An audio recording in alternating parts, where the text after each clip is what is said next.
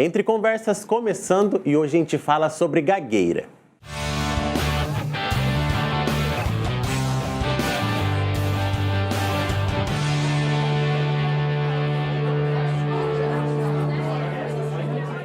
E para falar mais sobre gagueira e esclarecer algumas dúvidas, a gente trouxe a fonoaudióloga Tassiana Porfírio. Seja bem-vinda, Tassiana. Oi, Eclísio, eu agradeço o convite, é um prazer estar aqui com você. Tassiana, muita gente já ouviu falar de gagueira e também já viu pessoas, mas o que realmente seria? A gagueira, ela é uma quebra no fluxo da fala.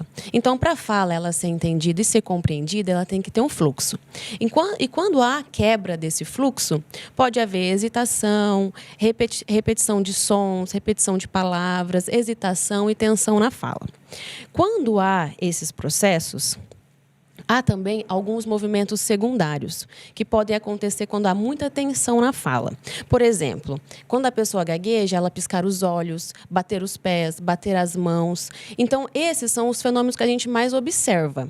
E tem uns que não são observáveis, que só a pessoa que tem gagueira vai saber, que é o medo de falar, o conflito entre fala e não fala, a ansiedade e havendo até a perda da vontade de falar.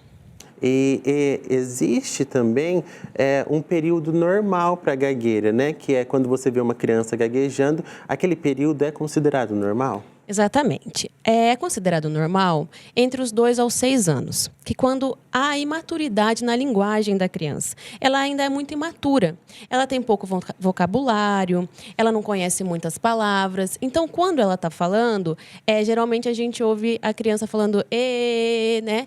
Ela busca, na organização dela, buscar palavras para ela continuar o discurso, para ela continuar a interação. Então, é normal nesse período. Passando desse período, tem que ser mais investigado, porque pode ter acontecido algum bloqueio, psicologicamente, algum abuso, algumas coisas que interferem na fala da criança. Então, a gagueira, ela é uma relação mental e fala? Uma coisa mente e fala? Sim. Para falar, não é uma coisa fácil. A fala é um ato motor. Então, você pensa, para alguém que tem muita dificuldade, muito medo de falar, o quanto é difícil. Porque quando eu falo, eu tenho que organizar o meu pensamento, eu tenho que buscar as palavras certas para falar. Eu tenho que articular a palavra no lugar certo. Agora, pensa você falando tudo isso com muito medo, pensando no que o outro vai pensar da sua fala. Então, para quem tem gagueira, é muito difícil. Pensando em medo, nervosismo e também um pouco de ansiedade, quando a gente fica nervoso, a gente gagueja normal. E as pessoas que já têm a gagueira, piora, né? Piora muito, porque ela é muito preocupada com o que você está pensando da minha fala. Então, é esse conflito entre falar ou não falar. Eu vou ser julgada pela minha fala. Então, há muito medo mesmo. Mas a gente sempre costuma falar que ninguém é fluente o tempo todo. Todo mundo tem uma disfluência.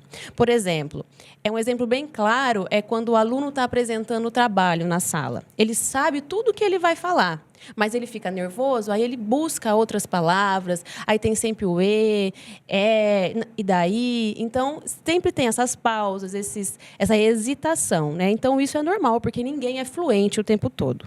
E também existe um ciclo vicioso, né? Exatamente. E quem gagueja, ela não sai desse ciclo. Então, o ciclo começa com o medo de falar. Aí, depois, ele fica ansioso para falar. Aí depois ele fica tenso e gagueja. Aí ele gagueja, ele tem medo, ele fica tenso, ele fica ansioso e gagueja. Então ele não consegue sair desse ciclo. Tassiana, também quando algumas pessoas vê alguma pessoa gaguejando, elas olham e falam do tipo, respira, fala mais devagar, pensa para você falar, e isso interfere muito no tratamento, né? Exatamente. É muito comum você ver uma criança gaguejando ou a pessoa fala, para, respira. E não. A pessoa tem que ter o tempo. Cada um tem o tempo para falar e ele necessita de tempo. E quanto mais você fala isso, mais bloqueio a pessoa tem, mais medo ela tem de falar. Por exemplo, eu vou falar agora, eu vou ser repreendido pela minha fala. Então, não é correto falar isso, nem fazer isso, falar para respirar, não é. E também existe muito preconceito com essas pessoas, né? Exatamente. E a pessoa, ela tem que pensar que ela tem o seu próprio ritmo. Então, ela não precisa disso ser tão compreendida assim na fala. Eu posso gaguejar um pouquinho, você pode me respeitar, ter paciência com o meu tempo, é normal. Você também tem um projeto de pesquisa super interessante, que relaciona o processamento auditivo com a fala. O processamento auditivo é o que a gente ouve. Fala mais um pouquinho pra gente desse trabalho. A nossa pesquisa foi sobre a relação do processamento auditivo central com a gagueira. Nós queríamos, nesse trabalho, ver se realmente havia a interação entre esses dois. E nós fizemos um estudo de caso. Para o pessoal de casa entender o que seria o processamento auditivo central. Sim. O processamento auditivo central é a capacidade do sistema nervoso central assimilar a conexão do sistema auditivo com o estímulo oferecido. Então, eu estou falando com você e está chegando a informação no seu cérebro completamente normal, igual nós estamos falando aqui. E para o sujeito de gagueira, nós queríamos observar se realmente chegava a palavra perfeita como nós estamos falando. E daí foi feito um estudo de caso com o sujeito. E nós vimos que ele falhou em algumas habilidades que o processamento auditivo central tem, que são a discriminação de som, habilidades, né? E ele falhou. Então, nós podemos ver que houve mesmo uma relação entre a gagueira e o processamento auditivo central. É muito importante, né, pesquisas como essas, para entender aonde é o cerne do problema e aquilo ser resolvido, né? Exatamente. Nós queríamos ver exatamente isso para direcionar a terapia. Porque, por exemplo, se chega faltando um pedaço da palavra lá para ele, então vamos ver como vamos direcionar essa terapia. Se ele não tem a discriminação do som, vamos ver. Vamos ver se ele tem a localização do som, se ele falta atenção. Então, isso a gente já direciona e a terapia é bem eficaz.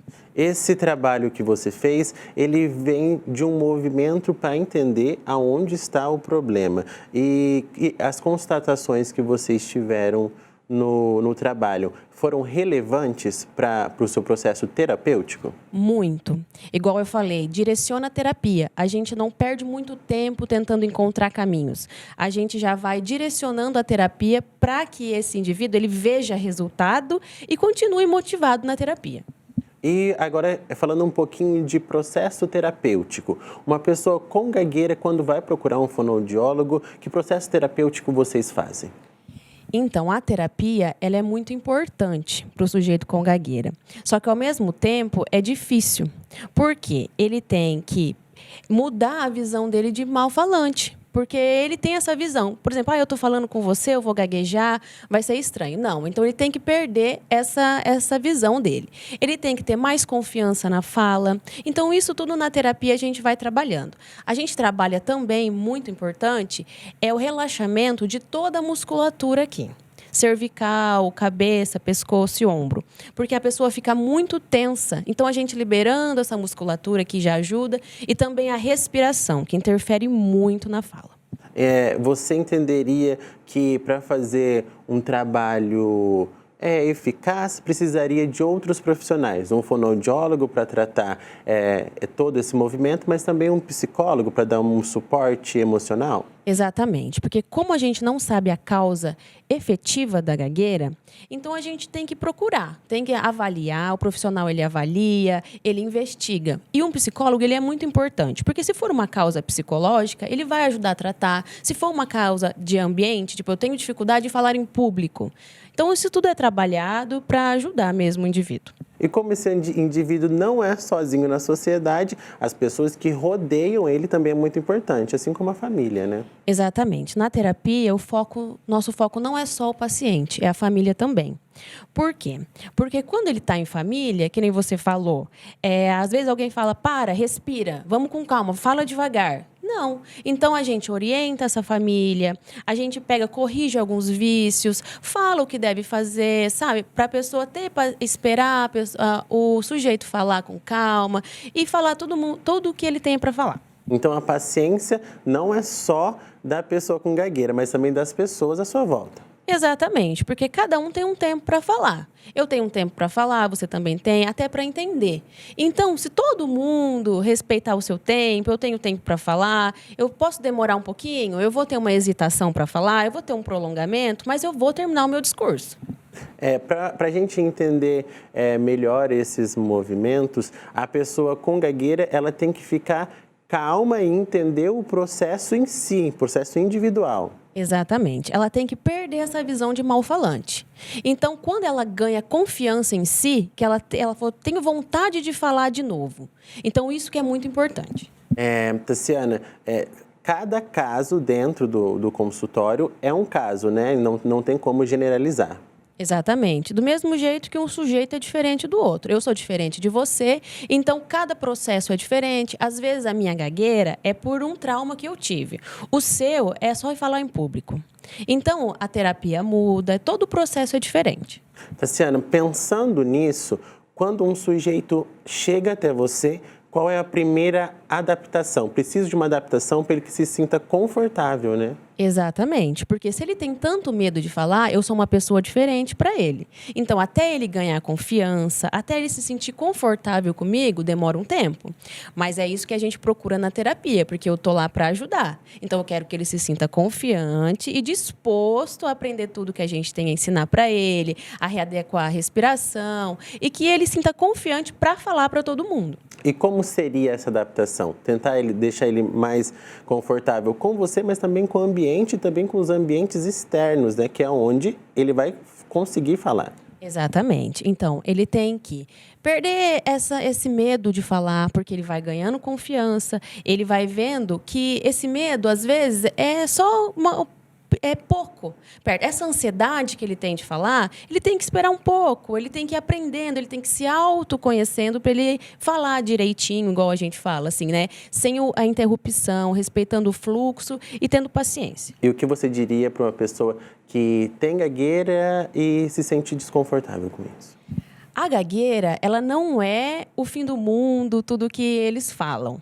A gagueira é só um processo, né? Então, respeitando a pessoa, respeitando o tempo dela falar, deixando ela mais confiante, ela vai conseguir falar.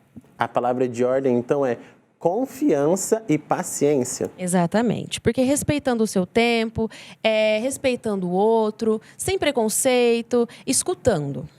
E para as pessoas que querem conhecer um pouquinho mais do seu trabalho, onde te encontram? Eu atendo na Policlínica em Jandaia, também estou no Instagram, @TassianaPorfírio, e também no Facebook. Lá você responde todas as dúvidas que chegam até você. Sim, estou à disposição. Tassiana, muito obrigado pela sua presença. Eu agradeço a oportunidade de falar de um assunto tão importante. Muito obrigado. Terminamos mais um Entre Conversas e você entra em contato com a gente e continua essa conversa gostosa pelas redes sociais. Todas são TV Unicesumar, tanto no Facebook quanto no Instagram e também no YouTube. Um grande abraço e até a próxima semana.